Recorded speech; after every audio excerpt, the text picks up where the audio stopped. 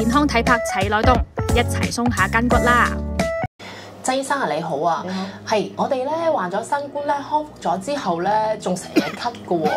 係啊，咁啊新冠之後咧出現嘅咳嗽咧，其實我哋都係有分型嘅。中醫嘅咳嗽分為咧風寒咳嗽、風熱咳嗽、燥熱咳嗽同埋我哋嘅痰濕咳嗽嘅。咁新冠之後嘅咳嗽咧，好多時咧都係燥熱嘅咳嗽。咁燥熱嘅咳嗽咧，佢咧嘅症狀咧就係出現乾咳啦、冇痰啦、口乾、鼻乾、口苦嘅症狀嘅，大便可能會比較硬啦，又或者係小便比較黃嘅。咁呢個時候咧，我哋咧就可以飲一啲湯水咧去舒緩呢啲症狀㗎。咁樣咧，我哋可以煲呢一個沙參川貝百合湯。咁材料有百合12克、北杏6克、雪梨乾15克、沙參15克、川貝8克。咁我哋就用3碗水煲埋1碗。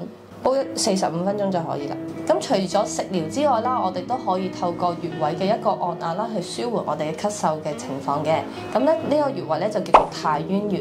咁對於慢性嘅咳嗽咧係特別有幫助嘅。咁喺我哋嘅腕橫紋外側嘅位置，咁我哋打圈按壓去5分鐘啦。咁呢一個有補肺氣啦、利心臟同埋一個化痰止咳嘅作用嘅。今集我哋好多謝曾醫生為我哋介紹一啲新冠咳嗽嘅湯水，大家返屋企記得試下啦，拜拜。